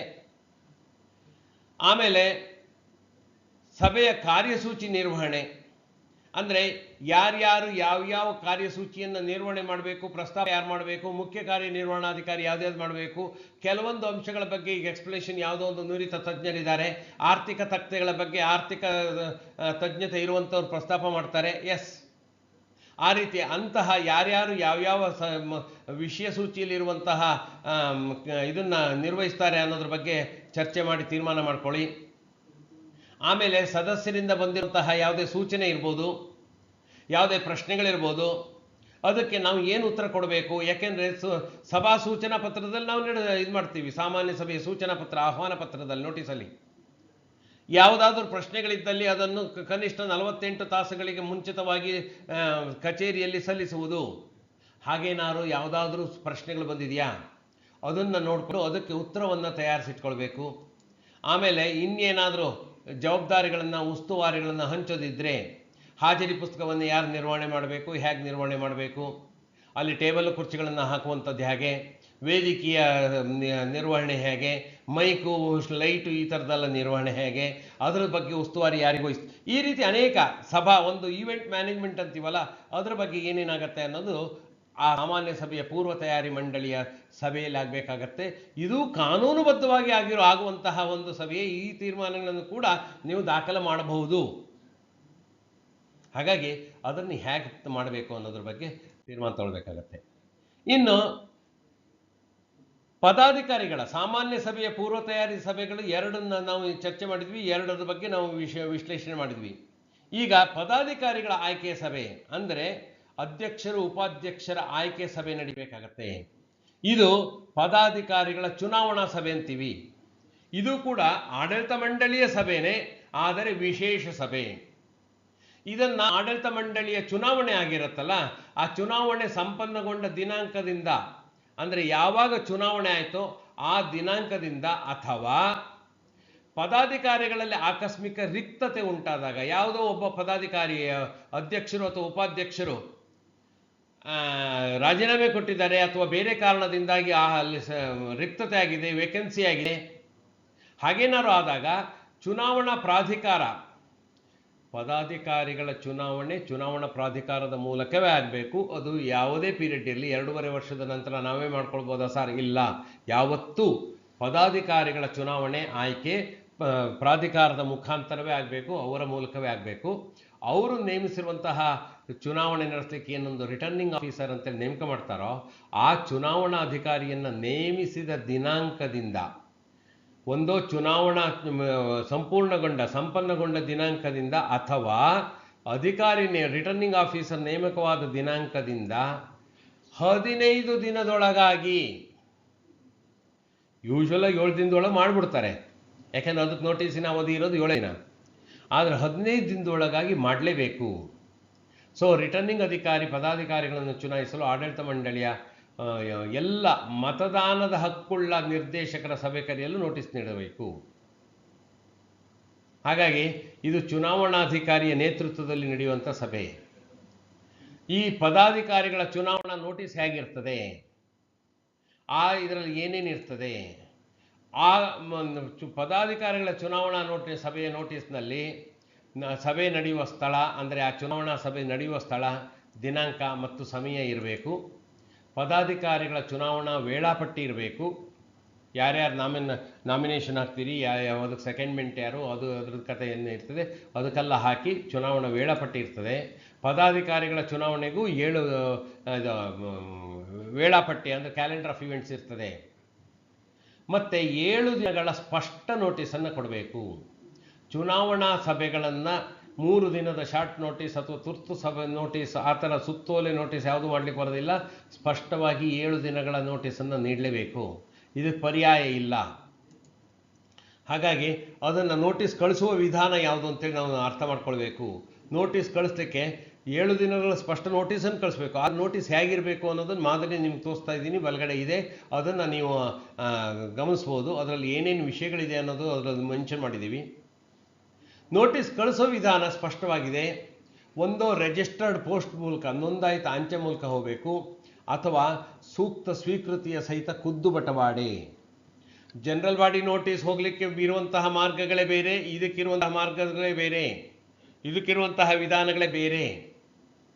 ಹಾಗಾಗಿ ಜನರಲ್ ಬಾಡಿ ನೋಟಿಸ್ ಕೊಟ್ಟಂಗೆ ಇದಕ್ಕೂ ಪ್ರಕಟಣೆ ನೀಡಿಬಿಡ್ತೀವಿ ಸರ್, ಇಲ್ಲ. ಯಾಕೆಂದರೆ ಕೇವಲ 15 ಜನ, 17 ಜನ, 19 ಜನ ಮಾತ್ರ ಇರ್ತಾರೆ ಚುನಾಯಿತ ನಿರ್ದೇಶಕರು. ಅವರೆಲ್ಲರ ಪೂರ್ಣ ಮಾಹಿತಿ ನಿಮಗಿರ್ತದೆ. ಹಾಗಾಗಿ ಅವರಿಗೆ ತಲುಪಿಸುವಂತಹ ಎಲ್ಲ ಜವಾಬ್ದಾರಿ ಇರ್ತದೆ. ಹಾಗಾಗಿ ಖುದ್ದು ಬಟವಾಡೆ ಅಥವಾ ರಿಜಿಸ್ಟರ್ ಪೋಸ್ಟ್, ಅದು 2 ಮಾರ್ಗಗಳು ಹೇಳಿದ್ದಾರೆ. ಇಮೇಲ್ ಮೂಲಕ ಕಳಿಸ್ಬೋದಾ ಸರ್? ಖಂಡಿತ ಇಲ್ಲ. ಚುನಾವಣಾಧಿಕಾರಿಗಳ ಪದಾಧಿಕಾರಿಗಳ ಚುನಾವಣಾ ಸಭೆ, ಅರ್ಥ ಮಾಡ್ಕೊಳ್ಳಿ. ಸೊ ಇದಕ್ಕೆ ನೋಟಿಸ್ ಕಳಿಸುವ ವಿಧಾನ 2 ಇದು. ಮತ್ತಿನ್ಯಾವುದು ನಿಮ್ಮ ಇಮೇಲು ಅದು ಇದು ನೀವು ಬೈಲಾದಲ್ಲಿ ಹೇಳ್ಕೊಂಡಿದ್ರೆ ಅದು ಸಾಮಾನ್ಯ ಸಭೆಯ ನೋಟಿಸ್ ಕಳಿಸ್ಲಿಕ್ಕಾಯ್ತು. ನಿರ್ದೇಶಕರ ಸಭೆಯ ನೋಟಿಸನ್ನು ಕಳಿಸ್ಲಿಕ್ಕೂ ಬೇರೆ ಮಾರ್ಗಗಳಿದ್ದಾವೆ, ಅದನ್ನು ಅನುಸರಿಸ್ಬೋದು. ಆದರೆ ಚುನಾವಣಾ ಪ್ರಸಂಗದಲ್ಲಿ, ಎಸ್ಪೆಷಲಿ ಪದಾಧಿಕಾರಿಗಳ ಚುನಾವಣೆಯ ಪ್ರಸಂಗ ಇದ್ದಲ್ಲಿ ಅದಕ್ಕೆ ಬೇರೆ ಮಾರ್ಗ ಇಲ್ಲ. ಕೇವಲ 2 ಮಾರ್ಗಗಳು ಮಾತ್ರ, ರಿಜಿಸ್ಟರ್ ಪೋಸ್ಟ್ ಅಥವಾ ಖುದ್ದು ಬಟವಾಡೆ, ಮುದ್ದಾಂ ಡೆಲಿವರಿ. ಓಕೆ, ಈಗ ಚುನಾವಣಾ ಪದಾಧಿಕಾರಿಗಳ ಸಭೆಯ ಅಜೆಂಡಾ ಏನಿರ್ತದೆ? ಅಜೆಂಡಾ ನೋಡಿ, ಅಧ್ಯಕ್ಷರ ಆಯ್ಕೆ ಮಾಡುವುದು, ಉಪಾಧ್ಯಕ್ಷರ ಆಯ್ಕೆ ಮಾಡುವುದು, ಇದು 2 ಬಿಟ್ಟು ಬೇರೆ ಯಾವುದು ಇರುವಂತಿಲ್ಲ. ಪದಾಧಿಕಾರಿಗಳ ಆಯ್ಕೆ ಸಭೆಯಲ್ಲಿ ಸಾಲ ಮಂಜೂರು ಮಾಡುವಂಥದ್ದು, ಸದಸ್ಯತ್ವ ನೀಡುವಂಥದ್ದು ಅಥವಾ ಇನ್ಯಾವುದೋ ಯಾವ ವಿಚಾರಗಳಿಗೂ ಅಲ್ಲಿ ಪ್ರಸ್ತಾಪ ಇಲ್ಲ. ಯಾಕೆ ಅಂದರೆ, ಮುಂದೆ ಆ ಅಂಶವನ್ನು ಹೇಳ್ತೀನಿ ಯಾಕೆ ಅಂತ. ಯಾಕೆ ನಿಮ್ಗೆ ಅನ್ಸ್ಬಿಡ್ಬೋದು ಇದರಲ್ಲಿ ಕೆಲವೊಂದು ತುರ್ತು ಇದು ಮಾಡಬೇಕಾಗತ್ತಲ್ಲ ಸರ್, ಅದನ್ನು ಮಾಡ್ಕೊಳ್ಬೋದಾ? ಖಂಡಿತ ಇಲ್ಲ, ಅದಕ್ಕೆ ಬೇರೆ ಸಭೆ ಕರಿಬೇಕು. ಇದರ ಹೊರತಾಗಿ ಬೇರೆ ಯಾವುದೇ ವಿಷಯವನ್ನು ಈ ಸಭೆಯಲ್ಲಿ ಚರ್ಚಿಸತಕ್ಕದ್ದಲ್ಲ. ಯಾಕೆ ಅಂದರೆ ಇದರ ಅಧ್ಯಕ್ಷತೆಯನ್ನು ವಹಿಸಿರುವಂಥವರು ಚುನಾಯಿತ ಪ್ರತಿನಿಧಿ ಅಲ್ಲ, ಅದರ ಬದಲು ಚುನಾವಣಾಧಿಕಾರಿ. ಚುನಾವಣಾಧಿಕಾರಿಯ ನೇತೃತ್ವದಲ್ಲಿ ನಡೆಯುವಂತಹ ಸಭೆಗೆ ಅವರಿಗೆ ದೈನಂದಿನ ಕಾರ್ಯಚಟುವಟಿಕೆಗಳ ಯಾವುದೇ ಹೊಣೆಗಾರಿಕೆ ಇರೋದಿಲ್ಲ. ಅವರಿಗೆ ಸಾಲ ಮಂಜೂರಾತಿ ಅಥವಾ ಇನ್ಯಾವುದೋ ಡೆಪಾಸಿಟ್ ಅಕ್ಸೆಪ್ಟೆನ್ಸ್ ಇರ್ಬೋದು ಅಥವಾ ಸದಸ್ಯತ್ವ ಮಂಜೂರಾತಿ, ಅದು ಯಾವುದೇ ವಿಷಯಗಳಿಗೆ ಅವರ ಪಾತ್ರ ಇಲ್ಲದೆ ಇರೋದ್ರಿಂದ ಅವರ ನೇತೃತ್ವದಲ್ಲಿ ನಡೆಯುವಂತಹ ಸಭೆಯಲ್ಲಿ ಇಂತಹ ವಿಚಾರಗಳನ್ನು ಪ್ರಸ್ತಾಪ ಮಾಡುವಂತಿಲ್ಲ ಮತ್ತು ತೀರ್ಮಾನಗಳನ್ನು ಕೈಗೊಳ್ಳುವಂತಿಲ್ಲ. ಕೆಲವು ಸಾರಿ ನಮಗೆ ಇದರ ಹಿನ್ನೆಲೆ ಗೊತ್ತಿಲ್ಲದೆ ಅದೇ ಸಭೆಯಲ್ಲೇ ಸಾಲವನ್ನು ಮಂಜೂರು ಮಾಡಿಬಿಡ್ತೀವಿ ಅಥವಾ ಇನ್ನಿತರ ಅದೆಲ್ಲ ಸಿಂಧು ಆಗ್ಬಿಡುತ್ತೆ. ಯಾಕೆಂದರೆ ಚುನಾವಣಾಧಿಕಾರಿ ನಮ್ಮ ಚುನಾಯಿತ ನಿರ್ದೇಶಕರಲ್ಲ, ನಮ್ಮ ಚುನಾಯಿತ ಪ್ರತಿನಿಧಿ ಅಲ್ಲ. ಹಾಗಾಗಿ ಅವರಿಗೆ ಆ ಅಧಿಕಾರ ಇಲ್ಲ. ಸದಸ್ಯತ್ವ ಮಂಜೂರು ಮಾಡುವಂತಹ ಅಧಿಕಾರ ಅಥವಾ ಸಾಲ ಮಂಜೂರು ಮಾಡುವಂತಹ ಅಧಿಕಾರ ಯಾವುದು ಚುನಾವಣಾಧಿಕಾರಿಗಳಿಗೆ ಇಲ್ಲದೆ ಇರೋದ್ರಿಂದ ಅಧಿಕಾರವಿಲ್ಲದ ವಿಷಯವನ್ನು ಅವರು ಕೈಗೆತ್ತಿಕೊಳ್ಳುವುದಿಲ್ಲ ಅನ್ನೋದರಿಂದ, ಆ ಕಾರಣದಿಂದಾಗಿ ಅವರಿಗೆ ಅದರಲ್ಲಿ ಅವಕಾಶ ಸಿಗೋದಿಲ್ಲ ಸ್ನೇಹಿತರೆ. ಇನ್ನು ಹೇಗಿರುತ್ತೆ ಇದ್ರದ್ದು ಸಭೆ ತಿಳುವಳಿಕೆ, ಒಂದು ಮಾದರಿಗೋಸ್ಕರ ತೋರಿಸಿದ್ದೀನಿ. ಅದರಲ್ಲಿ ನೀವು ಸಭೆಯ ತಿಳುವಳಿಕೆಯಲ್ಲಿ ಹೇಳ್ತೀರಿ, ಸಹಕಾರಿಯ ಅಧ್ಯಕ್ಷ ಉಪಾಧ್ಯಕ್ಷರ ಸ್ಥಾನಗಳಿಗೆ ದಿನಾಂಕ 22/2/2024 ಯಾವುದೋ ಒಂದು ದಿನ ಗುರುವಾರ ಬೆಳಗ್ಗೆ 11 ಗಂಟೆಗೆ ಸಹಕಾರಿಯ ಕಚೇರಿಯಲ್ಲಿ ಚುನಾವಣೆಯನ್ನು ನಿಗದಿಪಡಿಸಲಾಗಿದೆ. ಸದರಿ ಸಭೆಗೆ ಆಡಳಿತ ಮಂಡಳಿಯ ಸದಸ್ಯರಾದ ನೀವು ಹಾಜರಿರಲು ಕೋರಿದೆ. ಇದು ಅವತ್ತಿನ ಸಭೆಯ ಇದು ಯಾರು ಇದು ಕೊಡ್ತಾರೆ, ಇದನ್ನ ಚುನಾವಣಾಧಿಕಾರಿಗಳು ನೀಡ್ತಾರೆ, ಬೇರೆ ಯಾರು ನೀಡುವಂತಿಲ್ಲ. ಇದನ್ನು ಚುನಾವಣಾಧಿಕಾರಿಗಳು ಈ ಸಭೆಯ ನೋಟಿಸನ್ನು ನೀಡಬೇಕು. ಸಿಒ ಆಗಲಿ ಅಥವಾ ಹಿಂದಿನ ಅಧ್ಯಕ್ಷ ಆಗಲಿ ನೀಡಬಹುದಾ? ಇಲ್ಲ, ಖಂಡಿತ ಇಲ್ಲ. ಹಾಗಾಗಿ ಇದು ಗಮನಿಸಿ. ಇದರಲ್ಲಿ ಏನಿರ್ತದೆ, ವಿಷಯ ಸೂಚಿ ಏನಿರ್ತದೆ? ವಿಷಯ ಸೂಚಿ ಮೊದಲನೇದು ನೋಟಿಸ್ ಆಡಳಿತ ಮಂಡಳಿ ಸದಸ್ಯರಿಗೆ ಜಾರಿಯಾಗಿರುವ ಬಗ್ಗೆ, ಅಂದರೆ ಮೀಟಿಂಗ್ ನೋಟಿಸ್ ಜಾರಿಯಾಗಿದೆಯಾ ಅಥವಾ ನೋಟಿಸು ಎಲ್ಲರಿಗೂ ತಲುಪಿದೆಯಾ ಅಂತ ನೋಡ್ಕೊಳ್ಳುವಂಥದ್ದು. ಎರಡನೇದು ಅಧ್ಯಕ್ಷರ ಸ್ಥಾನಕ್ಕೆ ಬಂದ ಉಮೇದುವಾರಿಕೆ ಅರ್ಜಿಗಳನ್ನು ಪರಿಶೀಲನೆ ಮಾಡುವಂಥದ್ದು.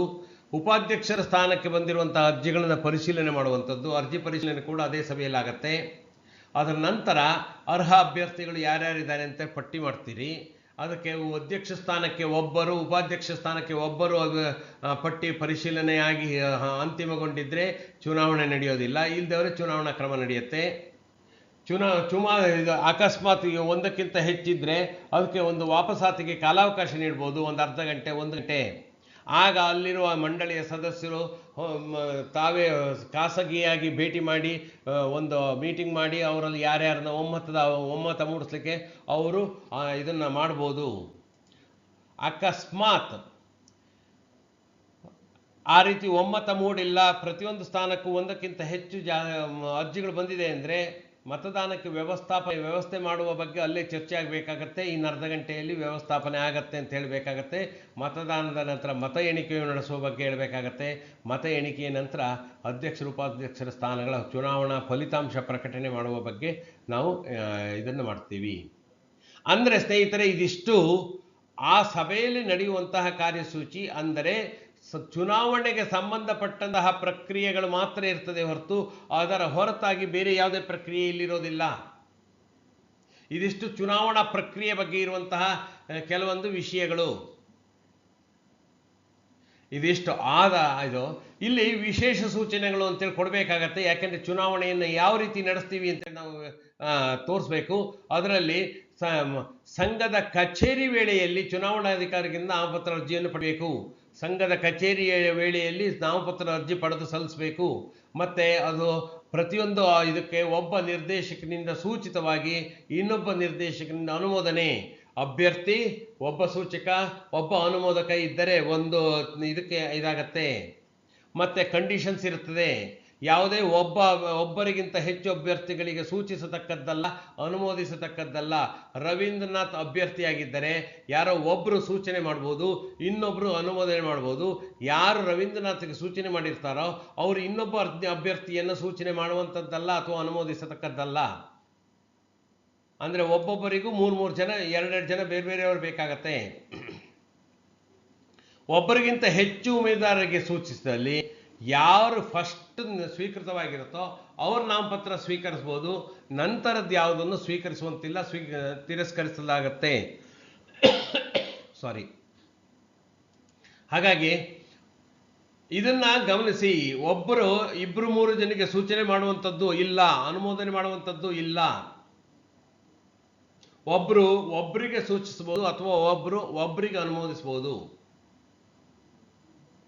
ಸೊ ರವೀಂದ್ರನಾಥ್ ಒಬ್ಬ ಅಭ್ಯರ್ಥಿಗೆ ಸೂಚನೆ ಮಾಡಬಹುದು, ಇನ್ನೊಬ್ಬ ಅಭ್ಯರ್ಥಿಗೆ ಅನುಮೋದಿಸಬಹುದು. ಆದರೆ ರವೀಂದ್ರನಾಥ್ 2 ಜನ ಅಭ್ಯರ್ಥಿಗಳಿಗೆ ಸೂಚನೆ ಮಾಡುವುದಾಗಲಿ ಅಥವಾ ಅನುಮೋದನೆ ಮಾಡುವುದಾಗಲಿ ಮಾಡತಕ್ಕದ್ದಲ್ಲ. ಕಡೆಗೆ ಅಧ್ಯಕ್ಷ ಉಪಾಧ್ಯಕ್ಷ ಸ್ಥಾನಗಳಿಗೆ ಸ್ಪರ್ಧಿಸುವ ಏನು ಉಮೇದುವಾರರಿದ್ದಾರೆ ಅವರು ಇಂಥ ದಿನದೊಳಗಾಗಿ ನಮಗೆ ನಾಮಪತ್ರವನ್ನು ಅರ್ಜಿಯನ್ನು ಸಕ್ರಮವಾಗಿ ಸಲ್ಲಿಸಬೇಕು ಅನ್ನೋ ಸೂಚನೆ ಇರಬೇಕು. ನಾಮಪತ್ರ ಸಲ್ಲಿಸುವಂತಹ ಲಾಸ್ಟ್ ದಿನ ಯಾವುದು ಅಂತೇಳಿ ಹೇಳಿರ್ತೀವಿ. ಈ ಅಂಶಗಳನ್ನು ಮತ್ತೆ ಅಲ್ಲಿ ಅವಧಿ ಮುಗಿದ ನಂತರ ಬಂದ ಅರ್ಜಿಯನ್ನು ತಗೊಳ್ಳಕ್ಕೆ ಅವಕಾಶ ಇಲ್ಲ ಅನ್ನೋದನ್ನು ಸೂಚಿಸಿರ್ತೀವಿ. ಅಂದರೆ ಕಾಲಮಿತಿಯನ್ನು ಹಾಕಿರ್ತೀವಿ. ಇದಿಷ್ಟು ಆಗಿತ್ತು ಸ್ನೇಹಿತರೆ ಒಂದು ಚುನಾವಣಾ ಸಿದ್ಧತೆ ಸಭೆ ಅಥವಾ ಪದಾಧಿಕಾರಿಗಳ ಚುನಾವಣಾ ಸಭೆ. ಇದು ಆಡಳಿತ ಮಂಡಳಿಯ ಸಭೆಯೇ, ಆದರೆ ವಿಶೇಷ ವಿಷಯ ಸೂಚಿಯೊಂದಿಗೆ ಆಗುವಂತಹ ಆಡಳಿತ ಮಂಡಳಿಯ ಸಭೆ. ಯಾಕೆಂದರೆ ಇದರಲ್ಲಿ ಅಧ್ಯಕ್ಷರು ಉಪಾಧ್ಯಕ್ಷರ ಚುನಾವಣೆ, ಅಧ್ಯಕ್ಷರ ಒಂದೇ ಆಗ್ಬೋದು, ಅಧ್ಯಕ್ಷರ ಚುನಾವಣೆ ಒಂದೇ ಆಗ್ಬೋದು, ಅಥವಾ ಉಪಾಧ್ಯಕ್ಷರ ಒಬ್ಬರನ್ನೇ ಸೆಲೆಕ್ಟ್ ಮಾಡ್ಬೋದು, ಅಥವಾ ಇಬ್ಬರನ್ನೂ ಮಾಡ್ಬೋದು. ಸೊ ಇದು ಅಧ್ಯಕ್ಷರ ಅಥವಾ ಪದಾಧಿಕಾರಿಗಳ ಚುನಾವಣಾ ಸಭೆ ಆಗಿತ್ತು. ಇನ್ನು ಅತಿ ಮುಖ್ಯವಾಗಿ ಅತಿ ವಿರಳವಾಗಿ ಬರುವಂಥದ್ದು, ತುಂಬ ಎಲ್ಲ ಸಂಸ್ಥೆಗಳಲ್ಲಿ ಇದು ಬಂದೇ ಬಿಡುತ್ತೆ ಅಂತಲ್ಲ, ತುಂಬ ಕಡಿಮೆ ಪ್ರಸಂಗಗಳಲ್ಲಿ ಬರುತ್ತೆ, ಅತಿ ವಿರಳವಾಗಿ ಅತಿ ರೇರ್ ಆಗಿ ಬರುವಂಥದ್ದು. ಆದರೂ ಅಲ್ಲಿ ಆ ಸಭೆಯ ಬಗ್ಗೆ ಕೆಲವೊಂದು ಮಾಹಿತಿಗಳನ್ನು ತಿಳ್ಕೊಂಡಿರೋದು ಒಳ್ಳೆಯದು. ಅವಿಶ್ವಾಸ ಮಂಡನೆ ಸಭೆ. ಅಧ್ಯಕ್ಷರಾದಂತಹ ರವೀಂದ್ರನಾಥ್ ನಮಗೆ ಇಷ್ಟ ಇಲ್ಲ, ಅವ್ರ ಕಾರ್ಯವೈಖರಿ ಜೊತೆಗೆ ಕಾರ್ಯವೈಖರಿಗೆ ನಮ್ಮ ಸಹಮತಿ ಇಲ್ಲ, ನಾವು ಅವರ ಜೊತೆಗೆ ಕೆಲಸ ಮಾಡಲಿಕ್ಕೆ ಕಷ್ಟ ಆಗತ್ತೆ, ಹಾಗಾದರೆ ಅಧ್ಯಕ್ಷ ಸ್ಥಾನದಿಂದ ರವೀಂದ್ರನಾಥ್ ಅವರು ನಿರ್ಗಮಿಸಬೇಕು. ಅಂಥ ಸಮಯದಲ್ಲಿ ರವೀಂದ್ರನಾಥ್ ತಾವಾಗೇ ನಿರ್ಗಮಿಸ್ಲಿಕ್ಕೆ ಒಪ್ಪೋದಿಲ್ಲ. ಹಾಗಾದರೆ ರವೀಂದ್ರನಾಥ್ ಅವರಲ್ಲಿ ಅಧ್ಯಕ್ಷ ಸ್ಥಾನದಲ್ಲಿ ನಮಗೆ ನಂಬಿಕೆ ಇಲ್ಲ, ನಮಗೆ ವಿಶ್ವಾಸ ಇಲ್ಲ ಅಂಥೇಳಿ ವಿಶ್ವಾಸ ಯಾಚನೆಯ ಸಭೆಯನ್ನು ನಡೆಸಲಿಕ್ಕೆ ನಾವು ಇದು ಮಾಡ್ಬೋದು. ಯಾರು ಇದು ಮಾಡ್ಬೋದು? ಪದಾಧಿಕಾರಿಗಳ ವಿರುದ್ಧ ಅವಿಶ್ವಾಸ ನಿರ್ಣಯವನ್ನು ಯಾರು ಮಾಡ್ಬೋದು? ಆ ಪದಾಧಿಕಾರಿಯ ಪದವನ್ನು ವಹಿಸಿಕೊಂಡ ದಿನಾಂಕದಿಂದ 1 ವರ್ಷದ ನಂತರ, ಈಗ ರವೀಂದ್ರನಾಥ್ ಒಂದು ಪದವಿಗೆ ಬಂದಿದ್ದಾನೆ, ಅಧ್ಯಕ್ಷ ಸ್ಥಾನಕ್ಕೆ ಬಂದಿದ್ದಾನೆ ಅಂದರೆ ಇನ್ನು 1 ವರ್ಷದ ಕಾಲ ಅವರ ಮೇಲೆ ಯಾವುದೇ ರೀತಿಯ ಅವಿಶ್ವಾಸ ನಿರ್ಣಯ ಮಂಡನೆ ಮಾಡುವಂತಿಲ್ಲ, no motion, no confidence motion ತರುವಂತಿಲ್ಲ. ಮತ್ತೆ ಒಂದು ವೇಳೆ ಯಾವುದೋ ಒಂದು ಮಂಡಿಸಿದ ಅವಿಶ್ವಾಸ ನಿರ್ಣಯಕ್ಕೆ ಸೋಲುಂಟಾದರೆ ಮತ್ತೆ ಮುಂದಿನ 1 ವರ್ಷದ ಅವಧಿವರೆಗೆ ಹೊಸ ಅವಿಶ್ವಾಸ ನಿರ್ಣಯವನ್ನು ಮಂಡಿಸತಕ್ಕದ್ದಲ್ಲ. ಸೋಲಾಗ್ಲಿ ಗೆಲುವಾಗ್ಲಿ, ರವೀಂದ್ರನಾಥ್ ಬಗ್ಗೆ ಇರುವಂತಹ ಅವಿಶ್ವಾಸ ನಿರ್ಣಯ ಬಿದ್ದೋಯ್ತು, ಹಾಗಾದ್ರೆ ಇನ್ನು 1 ವರ್ಷ ಅವರೇ ಅಧ್ಯಕ್ಷರಾಗಿ ಮುಂದುವರಿತಾರೆ. 1 ವರ್ಷದ ನಂತರನೇ ಮತ್ತೊಂದು ಅವಿಶ್ವಾಸ ನಿರ್ಣಯವನ್ನು ಮಂಡಿಸ್ಬೋದೇ ವಿನಃ ಅನ್ಯಥಾ ಇಲ್ಲ. ಸೊ ಆಡಳಿತ ಮಂಡಳಿಯ ಇಲ್ಲಿ ವೋಟಿಂಗ್ ನೋಡಿ ಹೇಗಿದೆ ಅಂತ. ಅವಿಶ್ವಾಸ ಯಾರು ಯಾಚನೆ ಮಾಡ್ಬೋದು? ಆಡಳಿತ ಮಂಡಳಿಯ ಕನಿಷ್ಠ 1/3 ಭಾಗ ಚುನಾಯಿತ ಸದಸ್ಯರು, ಅಂದರೆ ನಾಮಾಂಕಿತ ಸದಸ್ಯರು, ನಾಮನಿರ್ದೇಶಿತ ಸದಸ್ಯರು ಅಲ್ಲಿ ಸಹಿ ಹಾಕುವಂತಿಲ್ಲ. ಲಿಖಿತ ಸೂಚನೆ ಓರಲ್ ಆಗಿ ಹೇಳಿದರೆ, ವಾಟ್ಸಪ್ನಲ್ಲಿ ಕಳಿಸಿದರೆ ಸಾಲದು, ಅವರು ರೈಟಿಂಗಲ್ಲಿ ಕೊಡಬೇಕು, ಮತ್ತೆ ಸಹಿ ಹಾಕಿರಬೇಕು, ಅವರು ತಮ್ಮ ಸಹಿ ಹಾಕಿರಬೇಕು.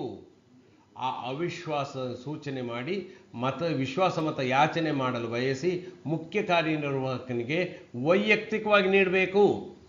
ಮೇಲ್ ಮಾಡಿದ್ದೀವಿ, ವಾಟ್ಸಪ್ ಮಾಡಿದ್ದೀವಿ, ನೋ. ಹಾಗಾಗಿ ಇದರಲ್ಲಿ 3-4 ಅಂಶಗಳಿದೆ ನೋಡಿ. ಒಂದು, ಎಷ್ಟು ಜನ ಕನಿಷ್ಠ. ಈಗ ನಮ್ಮ ಆಡಳಿತ ಮಂಡಳಿಯಲ್ಲಿ 13 ಜನ ಇದ್ದಾರೆ. 13 ಜನ ಅಂದರೆ ಕನಿಷ್ಠ 5 ಜನ ಅದಕ್ಕೆ ಒಪ್ಪಬೇಕು, 4 ಅಲ್ಲ. ಅರ್ಥ ಆಯ್ತಲ್ಲ?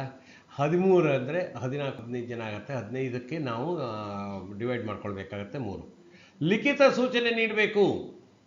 ಮತ್ತು ಚುನಾಯಿತ ಸದಸ್ಯರಾಗಿರಬೇಕು. ನಾಮನಿರ್ದೇಶಿತ ಸದಸ್ಯರು ಕೋಆಪ್ಟೆಡ್ ಅಲ್ಲ, ಹೆಚ್ಚುವರಿ ನಿರ್ದೇಶಕರು ಅಲ್ಲ. ಸಹಿ ಹಾಕಬೇಕು, ಅವರ ಕೈಯಿಂದನೇ ಸಹಿ ಹಾಕಿರಬೇಕು. ಸುಮ್ಮನೆ ಒಪ್ಪಿಗೆ ಹಾಗೆ ಇದು ಮಾಡಿದರೆ ಅವರೇ ತಂದುಕೊಟ್ರು ಅವ್ರು ಸಹಿ ಇಲ್ಲದೆ ಇನ್ವ್ಯಾಲಿಡ್. ಮತ್ತೆ ವೈಯಕ್ತಿಕವಾಗಿ ನೀಡಬೇಕು, ಅಂದರೆ ಅದು ಮುದ್ದಾಂ ತಲುಪಿಸಬೇಕು. ಇಂತಹ ಸಭೆ ಎಲ್ಲಾದರೂ ಸೂಚನೆ ಬಂತು ಅಂದರೆ ಅಂತಹ ಮುಖ್ಯ ಕಾರ್ಯನಿರ್ವಹಣಾಧಿಕಾರಿ CEO ಆ ಸೂಚನೆ ಬಂದ 7 ದಿನದ ಒಳಗಾಗಿ ಅಧಿಕಾರ ವ್ಯಾಪ್ತಿಯ ನೋಂದಣಾಧಿಕಾರಿಗಳಿಗೆ ಕಳಿಸ್ಕೊಡ್ಬೇಕು. ಸ್ವಾಮಿ, ನಮ್ಮಲ್ಲಿ ವಿಶ್ವಾಸಮತ ಯಾಚನೆ ಸಭೆ ಇದೆ, ಇದು ತಮ್ಮ ಮಾಹಿತಿಗಾಗಿ ಅಂತೇಳಿ ಅವರಿಗೆ ಕಳಿಸ್ಕೊಡ್ಬೇಕು. ನೀವೇ ಅಲ್ಲಲ್ಲೇ ಮಾಡ್ಕೊಳ್ಳೋಂತಿಲ್ಲ. ಆ ಸೂಚನೆ ತಲುಪಿದ 7 ದಿನದೊಳಗಾಗಿ ಆ ವಿಶ್ವಾಸಮತ ಸಭೆಯನ್ನು ಅಧ್ಯಕ್ಷತೆ ವಹಿಸಲಿಕ್ಕೆ ಸಹಕಾರಿ ಸಂಘಗಳ ಹಿರಿಯ ನಿರೀಕ್ಷಕ ದರ್ಜೆಗೆ ಕಡಿಮೆ ಇಲ್ಲದಂತಹ ಪ್ರಾಧಿಕೃತ ಅಧಿಕಾರಿಯನ್ನಾಗಿ ನೇಮಿಸಿ ಮಾಡಬೇಕು. ಯಾರು? ನೋಂದಣಾಧಿಕಾರಿ. ಅಂದರೆ ಒಂದು ನೋಟಿಸ್ ಬಂತು ನೋ ಕಾನ್ಫಿಡೆನ್ಸ್ ಮೋಷನ್ದು, ಅದು ಇಂಪಾರ್ಷಿಯಲ್ ಆಗಬೇಕು, ಪಾರ್ಷಿಯಲ್ ಆಗಬಾರ್ದು, ಅಲ್ಲಿ ಏನೂ ಗೊಂದಲ ಆಗಬಾರ್ದು ಅಂತೇಳಿ ನೋಂದಣಾಧಿಕಾರಿಗಳು ಏನು ಮಾಡ್ತಾರೆ, ಒಬ್ಬ ರಿಟರ್ನಿಂಗ್ ಆಫೀಸರ್ನ ಕಳಿಸ್ತಾರೆ ಆ ಸಭೆ ವಿಶ್ವಾಸಮತ ನೋ ಕಾನ್ಫಿಡೆನ್ಸ್ ಮೋಷನ್ ಸಭೆಗೆ. ಅವರನ್ನು ಅಧಿಕೃತ ಅಧಿಕಾರಿ ಅಂತೇಳಿ, ಪ್ರಾಧಿಕೃತ ಆಥರೈಸ್ಡ್ ಆಫೀಸರ್ ಅವರನ್ನು ಕಳಿಸ್ಕೊಡ್ತಾರೆ. ಅವರು ಆ ಅಧಿಕಾರಿ ಬಂದು 7 ದಿನದೊಳಗಾಗಿ ವಿಶ್ವಾಸ ಮತ ಯಾವ ಯಾಚನೆ ಮಾಡ್ತೀವಿ, ಸ್ಥಳ, ದಿನಾಂಕ, ವೇಳೆ ಮತ್ತು ಕಾರ್ಯಸೂಚಿಯನ್ನು ಗೊತ್ತುಪಡಿಸಿ ಚುನಾಯಿತ ಸದಸ್ಯರು ಎಲ್ಲರಿಗೂ ಕಳಿಸ್ಬೇಕು. ಅವರಷ್ಟರಿಗೂ ಸೂಚನೆಗಳು ತಲುಪಿದ ನಂತರ ಸಭೆ ನಡೆಯೋದಕ್ಕಿಂತ 7 ದಿನಗಳ ಮುಂಚಿತವಾಗಿ ಸಭೆಯ ನೋಟಿಸನ್ನು ನೋಂದಾಯಿತ ಅಂಚೆ ಮೂಲಕ ಚುನಾಯಿತ ಸದಸ್ಯರ ವಿಳಾಸಕ್ಕೆ ಕಳಿಸಬೇಕು. ಇದು ಅವರವರ ಚುನಾಯಿತ ವಿಳಾಸಕ್ಕೆ ರಿಜಿಸ್ಟರ್ ಪೋಸ್ಟ್ ಮೂಲಕ ಹೋಗಬೇಕು. ಈ ರೀತಿಯ ವಿಶ್ವಾಸ ಮತ ಯಾಚನೆಯ ಸಭೆಯ ಕೋರಮ್ ಎಷ್ಟಿರಬೇಕು ಅಂತ ಹೇಳಿದರೆ, ಚುನಾಯಿತ ಸದಸ್ಯರ ಪೈಕಿ 50% ದಾಟಿರಬೇಕು. ಅಂದರೆ ಎಷ್ಟು ಜನ ಇದ್ದಾರೋ ಅದರ 50%ಗಿಂತ ಜಾಸ್ತಿ ಜನ ಅದರಲ್ಲಿ ಸಭೆಯಲ್ಲಿ ದೈಹಿಕವಾಗಿ ಹಾಜರಿರಬೇಕು. ಸಪೋಸ್ 1 ಗಂಟೆ ಒಳಗಡೆ ಏನಾದರೂ ಆ ಸಭೆಯ ಇದಕ್ಕೆ ಸಂಖ್ಯಾಬಲ ಆಗಿಲ್ಲ, ಕೋರಮ್ ಆಗಿಲ್ಲ ಅಂದರೆ ಸಭೆಯನ್ನು ಮುಂದೂಡಲಿಕ್ಕೆ ಬರೋದಿಲ್ಲ. ಯಾಕೆ ಅಂದರೆ ನಿರ್ದೇಶಕರೇ ಕೇಳಿಕೊಂಡಿರುವಂತಹ ವಿಶ್ವಾಸಮತ ಯಾಚನಾ ಸಭೆ. ಹಾಗಾಗಿ ಅಲ್ಲಿ ನಿರ್ದಿಷ್ಟವಾಗಿ ಕೋರಮ್ಗೆ ಅಗತ್ಯ ಇರುವಷ್ಟು ಸಂಖ್ಯೆಗಳನ್ನು ನೋಡಿಕೊಳ್ಳುವಂಥದ್ದು ಅವರ ಜವಾಬ್ದಾರಿ. ಹಾಗಾಗಿ ಅಷ್ಟು ಜನ ಬರಲಿಕ್ಕೆ ಆಗಿಲ್ಲ ಅಂತ ಹೇಳಿದರೆ, ಅರ್ಧ ಗಂಟೆ ಒಳಗಡೆ 1 ಗಂಟೆ ಒಳಗಡೆ ಇದು ಅಷ್ಟು ಸಂಖ್ಯೆ ಆಗಿಲ್ಲ ಅಂದರೆ ಅದನ್ನು ಮುಂದುವರಿಸುವಂತಿಲ್ಲ, ಅಥವಾ ಅದನ್ನು ಇದಕ್ಕೆ ಪೋಸ್ಟ್ಪೋನ್ ಮಾಡುವಂತಿಲ್ಲ, ಅದನ್ನು ಮುಂದೂಡಲಿಕ್ಕೆ ಬರೋದಿಲ್ಲ. ಅದು ರದ್ದಾಗಿದೆ ಎಂದು ಭಾವಿಸತಕ್ಕದ್ದು. ವಿಶ್ವಾಸಮತ ಯಾಚನೆ ಸಭೆ ರದ್ದಾಗತ್ತೆ. ಮತ್ತು ಯಾರು ಇದನ್ನು ಅಧ್ಯಕ್ಷತೆ ವಹಿಸ್ತಾರೆ? ನಮ್ಮ ಸಂಸ್ಥೆ ಅಧ್ಯಕ್ಷರು ಇಲ್ಲ. ಯಾರು ನೋಂದಣಾಧಿಕಾರಿಗಳಿಂದ ನೇಮಕಗೊಂಡಿದ್ದಾರೋ ಅಂತಹ ಆಥರೈಸ್ಡ್ ಆಫೀಸರ್ ಅವರು ಇದನ್ನು ನಿರ್ವಹಿಸ್ತಾರೆ, ಅಧ್ಯಕ್ಷತೆಯನ್ನು. ಹಾಗೆ ಆ ಸಭೆ ಆರಂಭ ಆದ ಕೂಡಲೇ ಒನ್ ಪಾಯಿಂಟ್ ಅಜೆಂಡಾ ಅವತ್ತಿಂದು ಏನು, ಈ ಸಭೆಯನ್ನು ವಿಶ್ವಾಸಮತ ಯಾಚನೆ ಮಾಡಲಿಕ್ಕೆ ಕರೆಯಲಾಗಿದೆ ಅಂಥೇಳಿ ಚುನಾಯಿತ ಸದಸ್ಯರಿಗೆ ಓದಿ ಹೇಳ್ತಾರೆ. ನಮಗೆ ಸೂಚನೆ ಬಂದಿದೆ ನಿರ್ದೇಶಕರಿಂದ, ಇಷ್ಟು ಜನ ನಿರ್ದೇಶಕರಿಂದ ಸೂಚನೆ ಬಂದಿದೆ, ಹಾಲಿ ಇರುವ ಅಧ್ಯಕ್ಷರ ಪದಾಧಿಕಾರದಲ್ಲಿ ನಮಗೆ ವಿಶ್ವಾಸ ಇಲ್ಲ, ಅಧ್ಯಕ್ಷರಲ್ಲಿ ನಮಗೆ ಅವರ ಅಧ್ಯಕ್ಷತೆಯಲ್ಲಿ ನಾವು ಮುಂದುವರ್ಕೊಂಡು ಹೋಗ್ಲಿಕ್ಕೆ ಸಾಧ್ಯ ಇಲ್ಲ ಅನ್ನೋ ಥರದಲ್ಲಿ ಅವರು ಗೊತ್ತುವಳಿಯನ್ನು ಮಂಡಿಸಿದ್ದಾರೆ ಅಂತ ಹೇಳಬೇಕು. ಇದಕ್ಕೆ ಯಾವುದೇ ಚರ್ಚೆ ಇಲ್ಲ. ಈ ವಿಶ್ವಾಸಮತ ಯಾಚನೆಗೆ ಯಾವುದೇ ಚರ್ಚೆಗಳಿರೋದಿಲ್ಲ. ಅಧ್ಯಕ್ಷರಾಗಲಿ ಅಥವಾ ವಿರೋಧ ಪಕ್ಷದ ವಿರೋಧಿಸಿದವರಾಗಲಿ ಯಾವುದೇ ಸಮಜಾಯಿಷಿಗಳನ್ನು ನೀಡುವುದಿಲ್ಲ. ಪಾರ್ಲಿಮೆಂಟಲ್ಲಿ ವಿಶ್ವಾಸಮತ ಯಾಚನೆಗೂ, ಶಾಸನ ಸಭೆಗಳಲ್ಲಿ ಮತ ಯಾಚನೆಗೂ, ಸಹಕಾರ ಸಂಘಗಳ ವಿಶ್ವಾಸಮತ ಯಾಚನೆಗೂ ವ್ಯತ್ಯಾಸ ಇದೆ ಸ್ನೇಹಿತರೆ. ಅಲ್ಲಿದನ್ನು ಆ ರೂಲ್ಸನ್ನು ಇಲ್ಲಿಗೆ ತರಲಿಕ್ಕೆ ಬರೋದಿಲ್ಲ. ಹಾಗಾಗಿ ಅಲ್ಲಿ 1 ಪಾಯಿಂಟ್ ಅಜೆಂಡಾ ಇರ್ತದೆ, ಅದನ್ನು ಮಂಡಿಸ್ತಾರೆ. ಅದಕ್ಕೆ ಪರವಾಗಿರೋರು ಜೈ ಅನ್ಬೇಕು, ವಿರೋಧವಾಗಿರೋರು ನಮ್ಮ ವಿರೋಧ ಇದೆ ಅಂತ ಹೇಳಬೇಕು. ಅಲ್ಲಿಗೆ ವೋಟುಗಳು ಡಿವೈಡ್ ಆಗತ್ತೆ. ಅಲ್ಲಿ ಮತ ಚಲಾಯಿಸೋದು ಅಂದರೆ ಪೆಟ್ಟಿಗೆ ಇರ್ತದೆ, ಮತ ಚಲಾಯಿಸಬೇಕು ಅನ್ನೋದೇನಿಲ್ಲ, ಕೈ ಎತ್ತಿದ್ರೂ ಮತ ಆಗತ್ತೆ. ಅದನ್ನು ಅವರು ನೋಡ್ಕೊಳ್ತಾರೆ.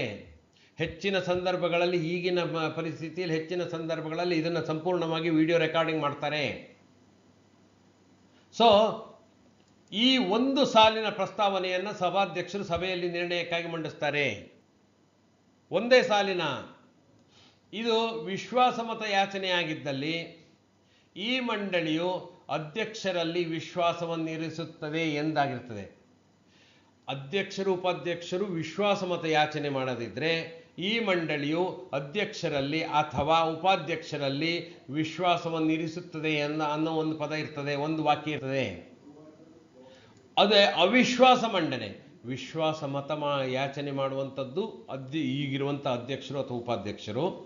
ಅವಿಶ್ವಾಸ ಮಂಡನೆ ಆಗಿದ್ದರೆ ಅದನ್ನು ಯಾರಿಗೆ ವಿಶ್ವಾಸವಿಲ್ಲೋ ಅವರು ಹೇಳ್ತಾರೆ ನಿರ್ದೇಶಕರು. ಆವಾಗ ಅಲ್ಲಿ ಬರುವಂತಹ ಒಂದು ಸೆಂಟೆನ್ಸ್ ಏನು ಬರ್ತದೆ, ಈ ಮಂಡಳಿಯು ಅಧ್ಯಕ್ಷ ಉಪಾಧ್ಯಕ್ಷರಲ್ಲಿ ಅವಿಶ್ವಾಸ ವ್ಯಕ್ತಪಡಿಸುತ್ತದೆ. ಇದು ಒಂದೇ ವಾಕ್ಯ. ಆ ವಾಕ್ಯಕ್ಕೆ ಎಲ್ಲರೂ ಅದಕ್ಕೆ ಇದನ್ನು ಹೇಳಬೇಕು, ಗುಪ್ತ ಮತದಾನದ ಮೂಲಕ ನಡೀಬೇಕು ವಿಶ್ವಾಸ ಮತಯಾಚನೆ. ಹಾಜರಿದ್ದ ಚುನಾಯಿತ ಸದಸ್ಯರುಗಳು ಅವರಿಗಾಗಿ ಪೂರೈಸಲಾದ ಮತಚೀಟಿಯಲ್ಲಿ ಮತವನ್ನು ಅವರಿಗೆ ನಿರ್ದಿಷ್ಟವಾಗಿ ನಿರ್ದಿಷ್ಟ ಸಂಖ್ಯೆಯ ಮತಚೀಟಿಯನ್ನು ಕೊಟ್ಟಿರ್ತಾರೆ, ಬ್ಯಾಲೆಟ್ ಪೇಪರ್. ಅವರು ಅದನ್ನು ಉಪಯೋಗಿಸಿ ಬ್ಯಾಲೆಟ್ ಇದನ್ನು ಹಾಕಬೇಕು. ಹಾಜರಿದ್ದ ಚುನಾಯಿತ ಸದಸ್ಯರ ಪೈಕಿ 2/3 ಅಂದರೆ 2/3 ಕಡಿಮೆ ಇಲ್ಲದ ಸದಸ್ಯರು ಮತ ಚಲಾಯಿಸಿದ್ದಾರೆ. ಅಂದರೆ 13 ಜನ ಇದ್ದಾರೆ. 13ಕ್ಕೆ 3/2 ಅಂತ ಹೇಳಿದರೆ ಕನಿಷ್ಠ 10 ಜನ ಆಗ್ತದೆ. 10 ಜನರು ಇದು ಮಾಡಿದರೆ ಮತ ಚಲಾಯಿಸಿದರೆ ಆವಾಗ ಚುನಾವಣಾ ಫಲಿತಾಂಶವನ್ನು ಘೋಷಣೆ ಮಾಡ್ಬೋದು. ಅದಕ್ಕಿಂತ ಹಾಜರಿದ್ದ ಸದಸ್ಯರಲ್ಲಿ ಸಪೋಸ್ 9 ಜನ ಹಾಜರಿದ್ದಾರೆ, 6 ಜನ ಮತ ಚಲಾವಣೆ ಮಾಡಿದ್ದಲ್ಲಿ ಮಾತ್ರ ಚುನಾವಣಾ ಫಲಿತಾಂಶ ಘೋಷಣೆ ಆಗುತ್ತೆ. 3 ಜನ ಮಾತ್ರ ಮಾಡಿದ್ದಾರೆ, ಬಾಕಿ ಎಲ್ಲರೂ ತಟಸ್ಥರಾಗಿದ್ದಾರೆ ಅಂದರೆ ಚುನಾವಣಾ ಫಲಿತಾಂಶ ಪ್ರಕಟಣೆ ಆಗೋದಿಲ್ಲ. ಹಾಗೇನಾದ್ರು ಆದಾಗ ಚುನಾವಣಾ ಫಲಿತಾಂಶ ಪ್ರಕಟಣೆ ಆಗುತ್ತೆ. ಒಂದು ವೇಳೆ ಹಾಜರಿದ್ದ ಚುನಾಯಿತ ಸದಸ್ಯರ ಪೈಕಿ ಕಡಿಮೆ ಸಂಖ್ಯೆಯನ್ನು ಮತ ಚಲಾಯಿಸಿದರೆ ಇದನ್ನ ಬಗ್ಗೆ ದಾಖಲಿಸಿ ಸಭೆಯ ಅಧ್ಯಕ್ಷರು ಫಲಿತಾಂಶವನ್ನು ರದ್ದುಪಡಿಸಬೇಕು. ವಿಶ್ವಾಸ ಮತಯಾಚನೆಯಾಗಿದ್ದರೆ ಅದು ರದ್ದಾಗತ್ತೆ, ಅವಿಶ್ವಾಸ ಮಂಡನೆಯಾಗಿದ್ದರೆ ಅದು ರದ್ದಾಗತ್ತೆ. ಅಂದರೆ ಅದರ ವಿರುದ್ಧ ನಿರ್ಣಯಗಳು ಸಿಂಧು ಆಗತ್ತೆ ಬೈ ಡಿಫಾಲ್ಟ್. ಅಗತ್ಯ ಸಂಖ್ಯೆಯಲ್ಲಿ ಚಲಾವಣೆಯಾದ ಮತಗಳಲ್ಲಿ ಅರ್ಧಕ್ಕಿಂತ ಹೆಚ್ಚು ಮತಗಳು ಬಂದಿದ್ದರೆ ಈ ನಿರ್ಣಯ ಪಾಸ್ ಆಗತ್ತೆ, ಅದಕ್ಕಿಂತ ಕಡಿಮೆ ಬಂದರೆ ನಿರ್ಣಯಗಳು ಸೋಲಾಗತ್ತೆ. ಸೊ ಒಂದು ಉದಾಹರಣೆ ನೋಡೋಣ ಹೇಗಿರುತ್ತದೆ ಅಂತ. ನಮ್ಮಲ್ಲಿ ಒಟ್ಟು ಸ್ಥಾನಗಳು 15 + 2 17 ಜಾಗ ಇದೆ, 17 ಸ್ಥಾನ ಇದೆ. 15 ಚುನಾಯಿತ ನಿರ್ದೇಶಕರು, 2 ಸ್ಥಾನ ನಾಮನಿರ್ದೇಶಿತ ಸದಸ್ಯರು ಅಂದ್ಕೊಳ್ಳಿ. ಅಂದರೆ ಚುನಾವಣಾರ್ಹ ಸ್ಥಾನಗಳು 15 ಇದೆ. ಅಂದರೆ ಚುನಾವಣೆ ನಡೆದಿರುವಂಥದ್ದು 15ಕ್ಕೆ. ಅದರಲ್ಲಿ ಒಂದು ಸ್ಥಾನ ಭರ್ತಿಯಾಗಿಲ್ಲ, ಚುನಾಯಿತ ಸ್ಥಾನ 14 ಆಗಿದೆ. ಅಂದರೆ ಚುನಾವಣೆ ನಡೆಯುವ ಸಂದರ್ಭದಲ್ಲಿ ಒಂದು ಸ್ಥಾನದಲ್ಲಿ ಸ್ಪರ್ಧಿಗಳೇ ಇರಲಿಲ್ಲ. ಯಾವುದೋ ಒಂದು ಕೆಟಗರಿ SC ST ಅಥವಾ ಹಿಂದುಳಿದ ವರ್ಗದವರು ಅಥವಾ ಮಹಿಳಾ ಮೀಸಲಾತಿ ಇದೆ, ಅಲ್ಲಿ ಯಾರೂ ಸ್ಪರ್ಧೆ ಮಾಡಿಲ್ಲ. ಅಥವಾ ಯಾವುದೋ ಒಂದು ಸ್ಥಾನದಲ್ಲಿ ಸ್ಪರ್ಧೆ ಮಾಡೋದಿಲ್ಲ ಅಂದರೆ 14 ಜನರು ಚುನಾಯಿತ ಸ್ಥಾನಗಳಿದೆ ಅಂತ ತಿಳ್ಕೊಳ್ಳೋಣ. 14 ಇದಿದ್ರೆ 1/3 ಜನ ನಿರ್ದೇಶಕರು ಅವಿಶ್ವಾಸಕ್ಕೆ ಕೋರಿಕೆ ಸಲ್ಲಿಸಬೇಕು. ಅಂದರೆ 5 ಮಂದಿ. ಕೋರಿಕೆ ಸಲ್ಲಿಸಿದವರು 6 ಮಂದಿ ಆಗಿದ್ದಾರೆ ಅಂತ ಇಟ್ಕೊಳ್ಳಿ. ನಮ್ಮ ಈ ಎಕ್ಸಾಂಪಲಲ್ಲಿ 6 ಮಂದಿ ಕೋರಿಕೆ ಸಲ್ಲಿಸಿದರೆ ಸಭಾವಶ್ಯಕ ಸಂಖ್ಯೆ 7 ಆಗಿರ್ತದೆ. ಯಾಕೆಂದರೆ 14 ಜನರಲ್ಲಿ ಅರ್ಧದಷ್ಟು ಆಗಿರ್ತದೆ, 7 ಜನ. 7 ಜನರ ಇದಕ್ಕೆ ನಾವು ಹಾಜರಿದ್ದ ಚುನಾಯಿತ ನಿರ್ದೇಶಕರ ಸಂಖ್ಯೆ 12. ನಾವು 7 ಜನ ಬೇಕು ಅಂದ್ಕೊಂಡಿದ್ವಿ, 12 ಜನ ಬಂದಿದ್ದಾರೆ. ಅಲ್ಲಿಗೆ ಸಭಾವಶ್ಯಕ ಸಂಖ್ಯೆ ಅಂದರೆ ಕೋರಮ್ ಆಗಿದೆ ಅಂತ ಅರ್ಥ. ಮತ ಚಲಾಯಿಸಿದವರು 8 ಮಾತ್ರ. 12 ಜನ ಬಂದಿದ್ದಾರೆ, ಆದರೆ 8 ಜನ ಮಾತ್ರ ಅವರು ಮತ ಅಷ್ಟು ಜನ ಬೇಕೇ ಬೇಕು. ಅದಕ್ಕಿಂತ ಕಡಿಮೆ ಜನ ಏನಾದ್ರು ಮತ ಚಲಾಯಿಸಿದರೆ ಆ ನಿರ್ಣಯ ಬಿದ್ದು ಹೋಗುತ್ತೆ, ಪಾಸಾಗೋದೇ ಇಲ್ಲ. ಹಾಗಾಗಿ ಮತ ಚಲಾಯಿಸಿದವರು 9 ಜನ, ಮತ ಚಲಾಯಿಸಬೇಕಾದವರು 8ಕ್ಕಿಂತ ಕಡಿಮೆ ಅಥವಾ 8 ಜನಕ್ಕಿಂತ ಕಡಿಮೆ ಏನಾದ್ರು ಮತ ಚಲಾಯಿಸಿದರೆ ನಿರ್ಣಯ ಬಿದ್ದೋಗ್ಬಿಡುತ್ತೆ. ಮತ ಚಲಾಯಿಸಿದ್ರು 9 ಜನ. ಹಾಗಾಗಿ ಅದು ಅಂದರೆ ಸಿಂಧು ಆಗುತ್ತೆ ಮೀಟಿಂಗು. ಹಾಗಾಗಿ ನಿರ್ಣಯದ ಪರ 5 ವಿರುದ್ಧ 4 ಇದ್ದರೆ ನಿರ್ಣಯಕ್ಕೆ ಗೆಲುವು, ಪರ ವಿರುದ್ಧ ಹೆಚ್ಚು ಕಡಿಮೆ ಆದರೆ ನಿರ್ಣಯಕ್ಕೆ ಸೋಲು. ಸೊ ಇದಾದ ನಂತರ ಫಲಿತಾಂಶ ಘೋಷಣೆಯನ್ನು ಮುಖ್ಯ ಕಾರ್ಯನಿರ್ವಹಣಾಧಿಕಾರಿಗೆ ಆ ಪ್ರಾಧಿಕೃತ ಅಧಿಕಾರಿ ಅದನ್ನು ಆ ಫಲಿತಾಂಶದ ಪ್ರತಿ ನೀಡಬೇಕು. ಅದನ್ನು ಒಂದು ಪ್ರತಿಯನ್ನು ಸೂಚನಾ ಫಲಕದಲ್ಲಿ ಕೂಡ ಹಾಕಬೇಕು. ಅಧಿಕಾರ ವ್ಯಾಪ್ತಿಯುಳ್ಳ ನೋಂದಣಾಧಿಕಾರಿಗಳು ಕಳಿಸ್ಬೇಕು. ಒಂದು ಪ್ರತಿಯನ್ನು ಮುಖ್ಯ ಕಾರ್ಯನಿರ್ವಹಣಾಧಿಕಾರಿ ಕೊಡಬೇಕು, ಒಂದು ಪ್ರತಿಯನ್ನು ಸೂಚನಾ ಫಲಕ ಆಫೀಸ್ ನೋಟಿಸ್ ಬೋರ್ಡಲ್ಲಿ ಹಾಕಬೇಕು, ಮತ್ತು ಒಂದು ಇದನ್ನು ಚುನಾವಣಾಧಿಕಾರಿಗೆ ಕಳಿಸ್ಕೊಡ್ಬೇಕು. ಸೊ ಇದಾಗಿತ್ತು ಮೂರನೇ ತರಹದ ಸಭೆ. ನಾಲ್ಕನೇ ತರಹದ ಸಭೆ ಅಥವಾ ಕೊನೆಯ ವಿಶೇಷ ಸಭೆ ಆಡಳಿತ ಮಂಡಳಿದು ಇವತ್ತಿನ ಚರ್ಚೆಗೆ, ಅದು ಚುನಾವಣಾ ಪೂರ್ವ ತಯಾರಿ ಸಭೆ. ಇದು ಪ್ರಸಕ್ತ ಆಡಳಿತ ಮಂಡಳಿ ಅವಧಿಯ ಮುಕ್ತಾಯಕ್ಕೆ 6 ತಿಂಗಳಿಗಿಂತ ಮೊದಲೇ ನಡೆಸಬೇಕಾಗತ್ತೆ. ಈ ಸಭೆಯನ್ನು ಪ್ರತ್ಯೇಕವಾಗಿ ನಡೆಸಬಹುದು ಅಥವಾ ಮಂಡಳಿಯ ಮಾಸಿಕ ಅಥವಾ ಸಾಮಾನ್ಯ ಸಭೆಯಲ್ಲೇ ಈ ಬಗ್ಗೆ ಚರ್ಚೆ ಮಾಡ್ಬೋದು. ಈ ಸಭೆಯ ವಿಷಯಗಳನ್ನು ಮಾತ್ರ ಕಾರ್ಯಸೂಚಿಯಲ್ಲಿ ಪ್ರತ್ಯೇಕವಾಗಿ ನಮೂದಿಸಬೇಕು.